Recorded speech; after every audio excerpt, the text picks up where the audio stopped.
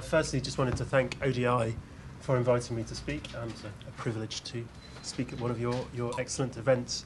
I'm going to focus my comments on the aid issues that were covered firstly by the April package and then by the Council conclusions. Given that I work on aid issues, I think that's the best place for me to focus. And I think, given that we obviously all here appreciate the important role that aid can play in contributing to the MDG effort, especially in the current time when developing countries are struggling in the face of the global economic crisis, which still has left a big imprint on developing countries, and they're still struggling to respond to that crisis and other crises like the food crisis, which still poses challenges, and obviously the climate issues that are rising up the agenda.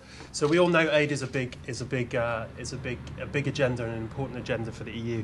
So I'll focus my comments on aid issues. So I'm going to firstly, just very briefly share just a quick picture of what we see as the current situation with aid across Europe, and we're sharing a little bit of analysis from a report that we've just published together with similar networks like ours across Europe that come together every year. It's called the Aid Watch network, to produce this report, which is the EU Aid Watch report, and it basically provides an assessment of how EU member states are doing on aid, both in terms of aid volumes and also in terms of aid effectiveness. So I'll share some very brief insights from that report in terms of where the EU aid picture is at and the context behind all the discussions that are going on in terms of trying to use the EU process, which is just coming to an end now, to leverage improved performance by the EU ahead of the MDG summit and a good set of commitments to lead into the MDG summit. And then I'll say briefly, something very quickly about what we saw as the level of ambition of the EC in the April package, and how we saw that then translated into the Council conclusions, and what that says to us about where EU member states are at, what leverage the EC has at the moment, and the role of Commissioner Piebalgs as well. So very quickly, in terms of what is the EU aid picture at the moment, and there are copies here for people to take afterwards. You're very welcome to have one. What did we see in 2009? We saw EU aid figures in total fall by €1 billion, from 50 billion euros to 49 billion euros, which, because of contracting EU economies, actually is a slight increase in terms of the share of EU GNI from 0.4 to 0.42%. And also, there's been plenty of analysis looking at the EU member states' forward-looking budgets to 2010. The timetable for the first tier of commitments that the EU have made around aid. So collectively to reach 0.56% of national income as a collective for Europe, and 0.51% for the EU 15. And what that forward-looking analysis suggests is that the EU will be 11 billion euros short of what was committed for 2010, and will be at a level of collective GNI of share of GNI of about 0.46. So still some way short. But one of the things we do in the Aid Watch report is we do analysis not just of what total aid flows are because that analysis is out there. We look below the surface to look at what those types of flows that make up EU aid actually are. Which of those flows seem best suited to actually providing additional support to developing countries, and which potentially are actually flows that are reported as aid, but because of the rules and the way we go about reporting aid, aren't necessarily contributing that much additional to developing countries. And three categories of what we would call inflated aid that we assess and we analyse are: firstly, donors can report spending on refugees in their own countries as aid. So this is according to the OECD rules. So if developing country refugees are coming to the UK, for example, the UK government can, if it wants to, report that spending as aid. But the UK government currently doesn't, and we're very pleased that it doesn't. We hope that will continue. But that will be one question that will be discussed, I think, in the coming months and years here in the UK. Another type of spending in the UK that EU member states can count as aid is spending supporting developing country students in the UK, which also the UK doesn't report. But countries such as France report hundreds of millions of euros of spending on supporting developing country students in France as aid. And actually, Simon, if you could pull, can you get back that? I was trying to make it bigger and I've lost it. Just what, is it further? Is it below? It's page 12. Mm-hmm. Keep talking. Okay. So actually, if you do this analysis and you look at the picture across EU member states, the picture for 2010 actually becomes even more worrying. There's an additional 8 billion euros of spending, which we would call inflated aid. This refugee spending, student spending, and also debt relief is another area that we would classify as inflated aid. And that might surprise you. We all agree debt relief is a very important thing. But one of the things that donors can do is the year in which they agree to debt relief, the entire amount of debt relief that they've provided can be counted as aid in that particular year. Now, there's a number of things there that contribute to the inflated aspect of that reporting. Firstly, would that entire debt have been paid back in the first place? So are we talking about a genuine transfer of resources that would have gone to the donor country if the debt hadn't been cancelled? And secondly, they can not only count the amount of the debt that's been cancelled, they can also count they can count the future value of interest payments that would be made on that debt as well. And this contributes to the inflated aspect of that type of assistance. That's great, Simon, thank you.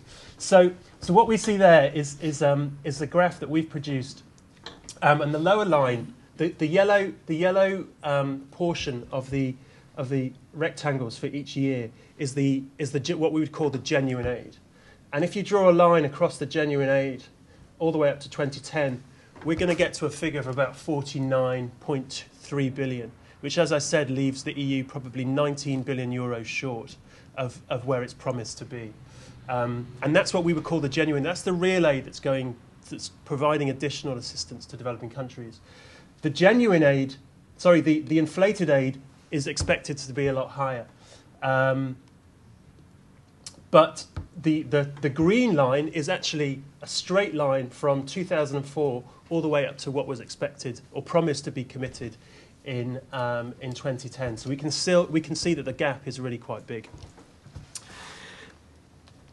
So that's the picture on aid quantity. In terms of aid quality, the report also makes clear that in contrast to what we'd have hoped to have seen in terms of aid quality commitments, so the commitments that EU member states have made in relation to the Paris Declaration, in the Accra Agenda for Action at the last high-level forum on aid effectiveness, we haven't really seen an urgency of action in terms of really pulling together and actually taking urgent action on aid effectiveness. At the last high-level forum on aid effectiveness in 2008, there was a survey ahead of that forum about how OECD donors were doing in terms of their aid effectiveness commitments.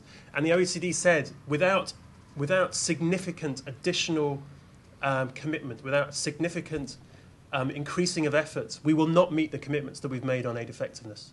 So we would have hoped that we would see the picture in terms of EU aid effectiveness improving. We don't see that. In terms of many of the commitments that were made at Accra, I won't go into detail on this, issues about conditionality, giving countries longer periods of forward-looking budgets in terms of aid. We haven't seen any substantive action. And we haven't really got a sense that in terms of implementation of Paris, there's really been an upsurge in commitment. So we see, real problems lying ahead for the EU. So it was in that context that we were hoping that the April package and the conclusions would really sort of give the EU an important push forward in terms of forward-looking agenda and taking to the MDG summit an agenda which would mobilise other parts of the international community to also contribute their efforts as well. So what did we see in the April package? And I sort of titled this part of my presentation as April package, lion or pussycat. I think in terms of a headline overview, I would think in terms of aid quantity, the Commission has played a really, really sort of progressive role And actually, thinking about the role that the Commission has had to play on aid quantity, I would not want to have been in their shoes the last couple of months, pushing member states on aid when their economies are struggling. And at one point it looked like there might be some leverage that the EC would have. EU economies seem to be improving. The picture seemed to be getting better. But then the whole Greece issue came up, really high profile during the negotiations around the April package. And I think that really made it an incredibly difficult challenge for the EC to push on aid. But I think what was clear was they were really, if you look back at the Council conclusions for previous years, there's always this push on timetables, action plans.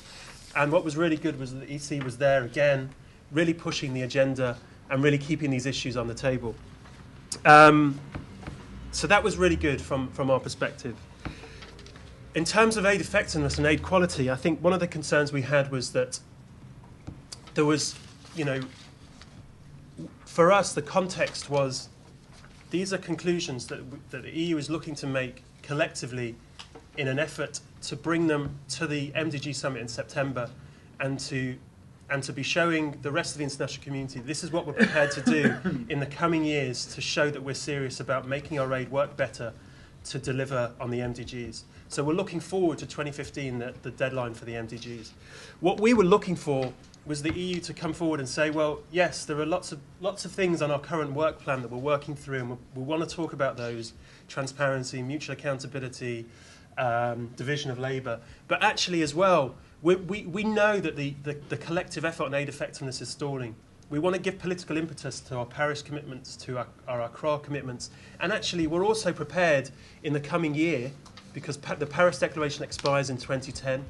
And in 2011, at the end of 2011, there'll be a high-level forum on aid effectiveness in Seoul, which will be talking about where do we go next.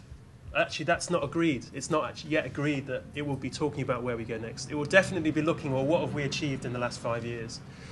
But what we were looking for was a forward-looking statement of saying, yes, we're struggling. We've got lots of internal challenges around making our aid better.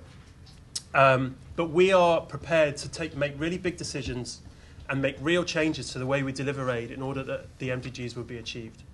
And what we saw in the April package was almost no reference at all to Seoul, the high-level forum in Seoul, and about this forward-looking agenda, but also no real political statement about, Accra implementation and Paris implementation is struggling, and we need to push that forward. So that was something that did disappoint us. But then when we come to the Council conclusions, I think we begin to see that, obviously, the clear challenge that the Commission has in pushing on the issues that it was eager to see progress on. So as Sven has already said, we saw the language in there about aid, increasing aid, peer review, watered down. And I would emphasise not just the fact that the action plans went, and not just the fact that the peer review went.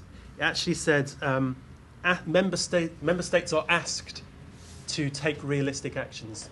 There's no firm statement that that's what they will do. They are asked to take realistic actions. And member states are invited to share information about how they're doing in terms of their aid commitments. So, we really do see a really strong watering down.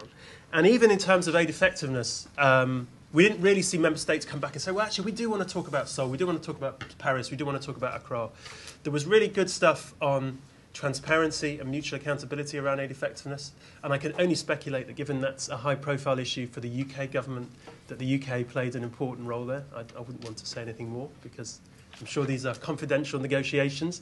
And that was really, really good. But we didn't see this forward-looking agenda emerge. And I think the key message is that, obviously, in the face of the challenges that EU member states are facing, the EC, in some respects, had quite limited leverage. And I think the other big issue for us is, in contrast to previous years, we haven't seen any particular EU member states or small group of EU member states emerge as champions of particular issues. I think potentially on transparency and mutual accountability, I would say countries like the UK have played a leadership role. But more broadly on the picture of aid commitments, in terms of this forward-looking aid effectiveness agenda, we haven't seen any particular EU member state come forward and really take a leadership role. And I think that's a real problem. At the moment, we don't see many sort of progressive EU member states prepared to be in there, pulling others with them in taking a more progressive agenda. So that's a problem that we think is quite an existential challenge for the EU moving ahead. Thank you. Thank you. Always good to end